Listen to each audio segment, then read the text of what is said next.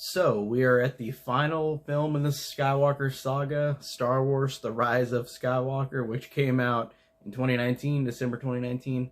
It is the last, so far, theatrical Star Wars film released, but they're going to, of course, make more. And whenever I saw this movie in the theater, I've never had a reaction like this, and I kind of had a realization that I react the same as whiny Star Wars fans, because after watching The Rise of Skywalker when I saw it in the theater, I legitimately was so mad, and I was just so annoyed that they went the route that they did. I thought that the movie kind of reeked of like laziness, like they really didn't care. I felt like it was the most, out of all the Star Wars movies, the most cynical and pointless, because they really had no idea where to go after The Last Jedi, which is a movie that I love. It's my favorite Star Wars movie. And to see the fact that you get a movie directed by Rian Johnson, in my opinion, a really great movie, and then you get another movie by J.J. Abrams, which J.J. Abrams did a great job with Force Awakens. And he had a great writer, Lawrence Kasdan, in The Force Awakens. But then in Rise of Skywalker, he had Chris Terrio, who did like the screenplay for Batman v Superman and Argo. So it was very strange to see him be the writer for the last film. And the thing I despise the most, I guess, about the movie, about Rise of Skywalker, is just the fact that Disney caved, because I'm not a fan of internet trolls abusing privilege to where they make filmmakers change how they are going to do a film. Because Last Jedi was just such a divisive movie. It is a movie that, to the Star Wars fanboys that bitched and cried about it, it was like the epiphany of like, or not the epiphany, it was like just the culmination of like the biggest whiners in the world, because they didn't get what they expected with the movie. And it's so weird, because watching The Rise of Skywalker the first time, I felt that way. I felt that way, like, this isn't how I wanted it to go. And it wasn't set up that way, because Rian Johnson set it up to where it's going to be different, it's going to be unique, and it's going to be well written and interesting. So of course, after I finished the movie the first time, whenever it came out in theaters, I just bitched about it, and I complained about it. I've watched it a couple times since then, and I just rewatched it, so my thoughts this time are actually drastically different, because, flaws aside, I still enjoyed this one way more this time. So, I watched Last Jedi and Rise of Skywalker back to back. Like, I literally watched one, then put in the other one, because I felt like I should. I feel like I should see if there's cohesion, if, like, I watched them together. And watching them together, it really actually eased the blow on Rise of Skywalker and how I felt. I really felt different watching both of these back to back, because looking at it, it feels a little more cohesive, even though it's also not, in a way. Like, I'll get to my complaints, but I've also got good things to talk about. Like, they're minor, but I've got good things to talk about as well. I guess the thing that still bugs me watching this one on a rewatch is, in The Last Jedi, they set up all this stuff where, like, Rey has no lineage, like, she's just special because she's special. And then in this one, she's special because she's a Palpatine. She's not special because she's herself. She's special because she's from a higher power, which I just feel like is unfortunate, because Rey, I think, would have been a better character. I mean, she was fine in this, but I feel like she would have been a better character if they stayed that way, if she was just strong-willed, like Rian Johnson wrote. And I think it's just was way better well done in that movie than this one. And then there's some things that they rewrote that I was annoyed at, where I'm like, it's just kind of like lazy, where Kylo Ren breaks his helmet in The Last Jedi because he is humiliated by Snoke. Like, Snoke humiliates him, and Kylo Ren destroys his helmet and becomes a different person. And in this movie, he's like, nope, backtrack, I'm going to just make the helmet again, and it's going to look cool because it's got, like, red marks in it, like, from where it was broken. So Kylo Ren recreates the mask, and I just think it's kind of pointless, really, honestly. Like, he changed character in The Last Jedi, and in this one, he's just being the same as it was in Force Awakens, which I understand, I guess, from the standpoint of two different directors wanting to go back to do what he did in the first one, J.J. Abrams. I understand that, but it's just, it feels really lazy with that. And the lightsaber, Anakin's lightsaber gets destroyed in The Last Jedi, and then immediately in this one, oh, it's just back together, it's healed, there's no consequences to this lightsaber getting destroyed, it's just there. And it was off screen, rebuilt by Rey, I guess. So it's weird. And then Luke, Jesus version of Luke in this is interesting because Luke in The Last Jedi, I think, is the best iteration of Luke. I like that he's a complex character as opposed to just a kid along for the ride in the original trilogy. And he's still great in the original trilogy, but I think he's way more complex and way more well-written in The Last Jedi as opposed to the original trilogy. Not to say he wasn't in the originals. I'm not saying that at all, but it's my favorite version in The Last Jedi. And then in this one, you get Luke for like 2 scenes, and he says pretty generic Jesus-y lines. Like, he's the one who tells Rey what to do, like Obi-Wan did to Luke. But I felt like there was no heart behind it. It's so weird that Mark Hamill disliked his iteration of Last Jedi, but his performance is 1,000 times better than it was in this movie. Like, it's so weird to see the difference, that he would rather be more like Luke Skywalker before, but now he's kind of phoning it in, it feels like, with his performance. And it really shows in this movie. And he's only in like 2 scenes, so I guess I can understand, like, he's not in it much. So maybe he's like, whatever, I'll just like phone it in.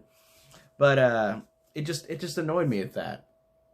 But I did like this time whenever he did say he was wrong about how he was in The Last Jedi. At first, that annoyed me, because it's like, no, you're just, like, saying The Last Jedi sucked. But I'm thinking, no, it's not because it sucks, or people think it sucks. It's just because Luke Skywalker learned a lesson. And I like how they continued on with from The Last Jedi, where Luke Skywalker did do what he did. He didn't want to help at first, and then he learned his lesson at the end, and did save the day like Luke does at the end of The Last Jedi. So I like how this character learns, and that he's still learning, and I think that's great. Even when he's dead, he's still learning. That's awesome.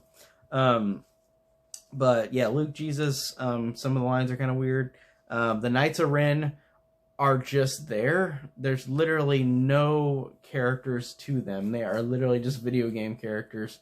And it's so weird because even by Star Wars standards, which aren't even very complex characters, these are they're just there for, like, literally just there. There's nothing to them. It's really, really unfortunate. Like, there's nothing to these characters.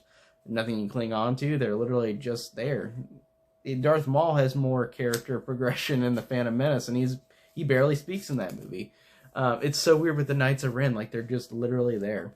And then they do the thing where 2 characters from the original trilogy all look like they die or almost are going to die, and then they don't die.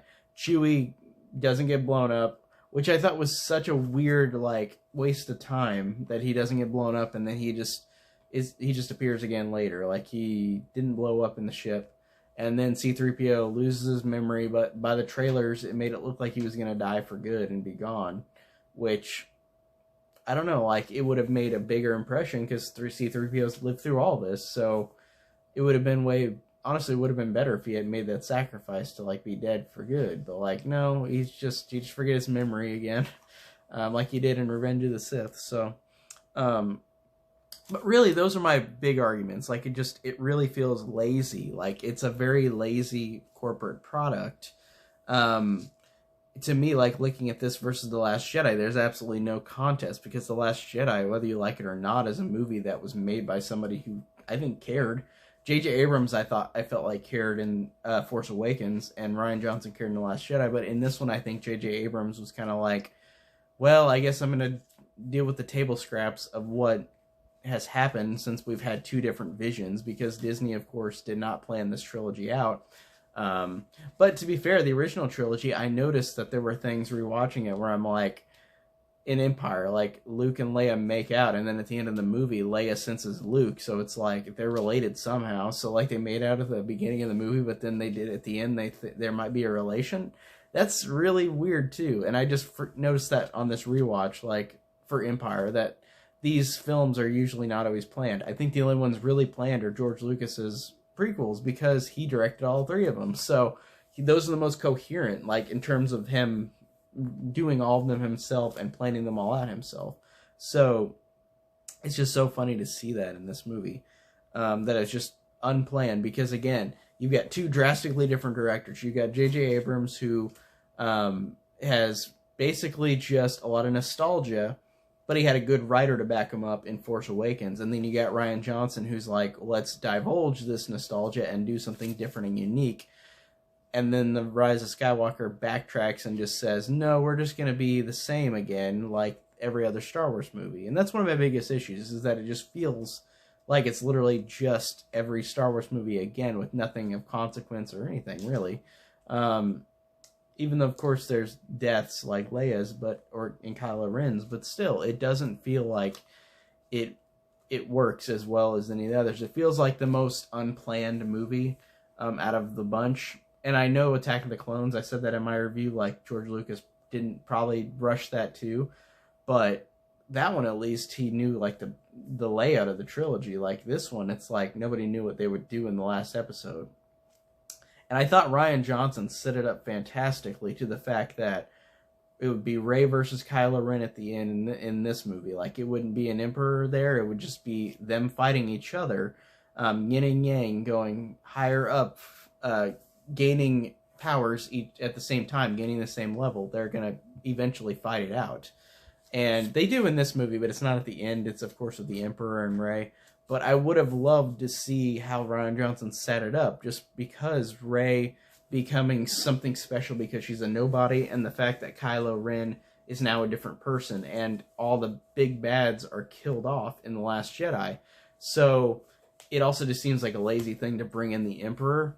But saying that, it makes total logical sense. With the 9 films, the Skywalker saga is the Skywalkers versus the Palpatines. Palpatine literally plans all this crap out, and like, it makes logical sense in terms of like these 3 trilogies being around the Skywalkers and the Palpatines. But you could still, I felt like even if they said Rey was a Palpatine and it didn't have Palpatine, maybe that would have been a great thing, where it's like Skywalker versus Palpatine.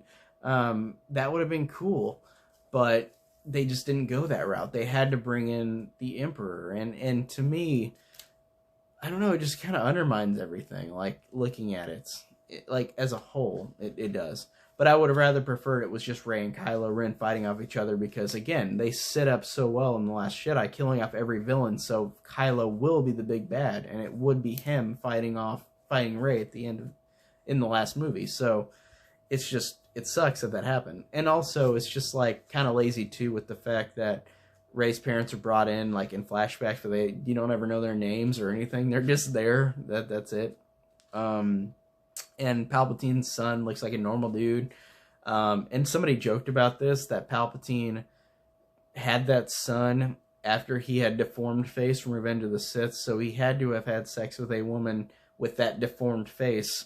Or maybe he was like what he did to Anakin and maybe created him from midichlorians or something. But, like, either way, it's like Palpatine made a baby after he had that deformed butt face. So that's really, like, it's really just feels like the film was not planned out in that way. Like, all of these things, I know it's nitpicky, but I feel like Force Awakens and Last Jedi are both very well done with establishing everything. They're not really just cutting corners, and this one really cut corners.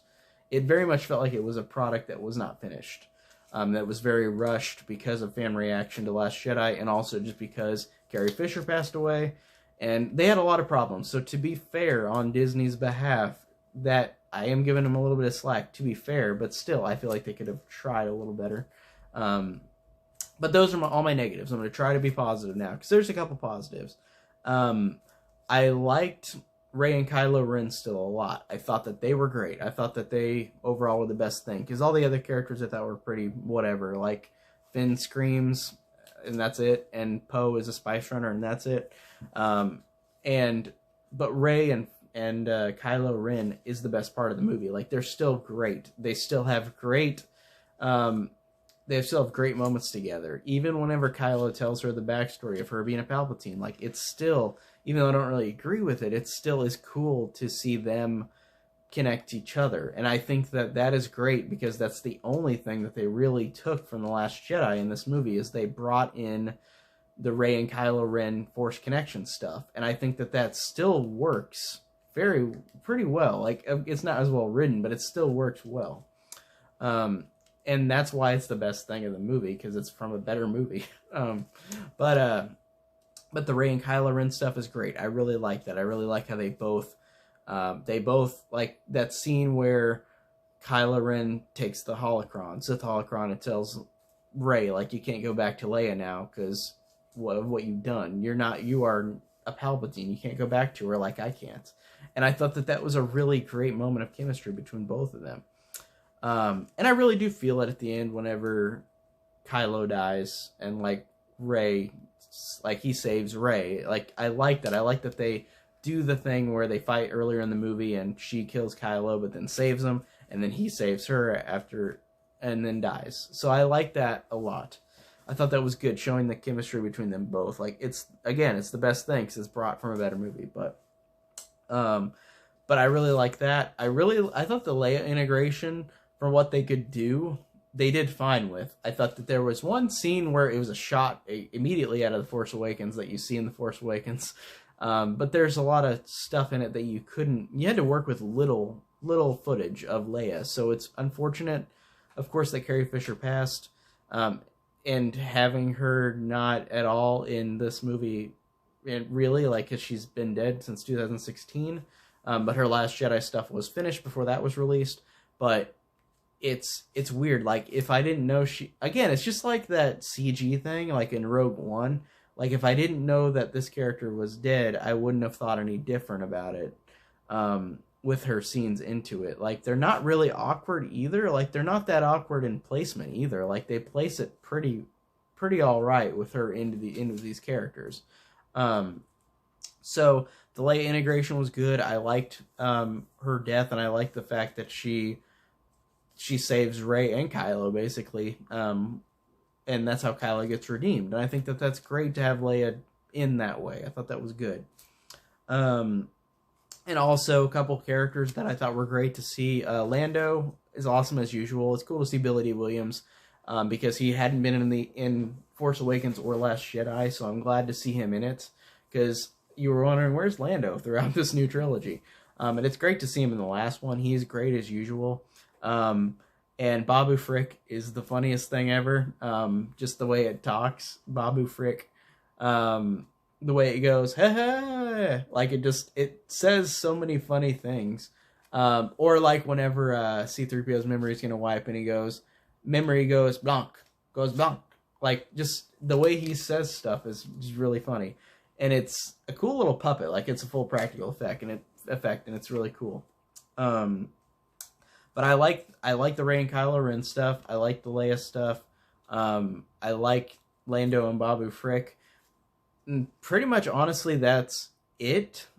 Like, I thought the third act, while being a copy of Return of the Jedi, I thought it was alright. Like, I thought it was fun.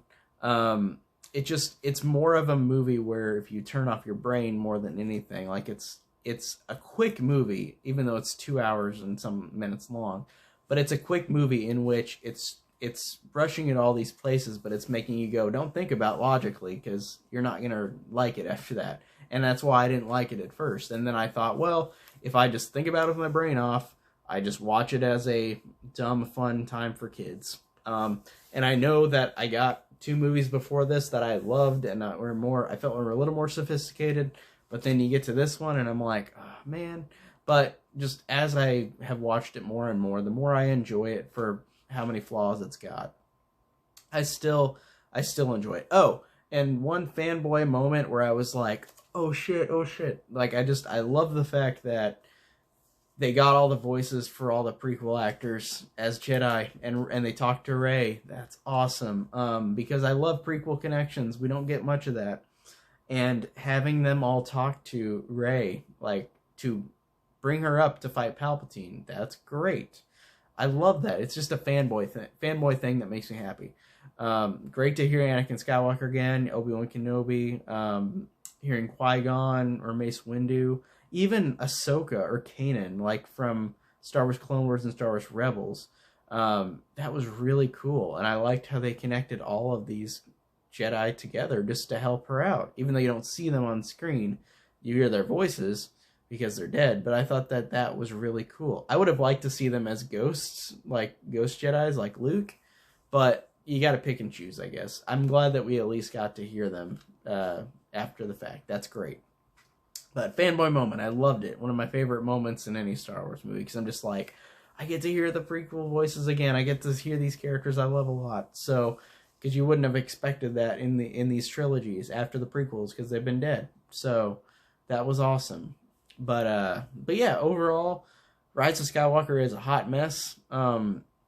But there's things I like about it, like some of the characters.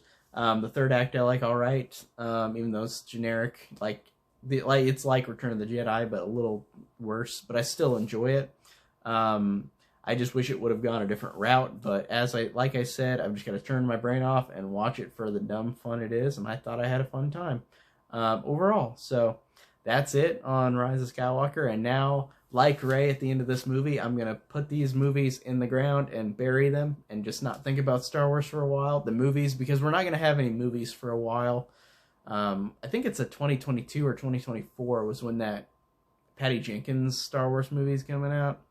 Maybe they might announce one sooner, but we've got to wait until this thing in the world that's going on is done. We get a vaccine to everybody. Hopefully it'll be done soon. I'm ready for that shit to be done. So that's it on Rise of Skywalker. And see you guys later.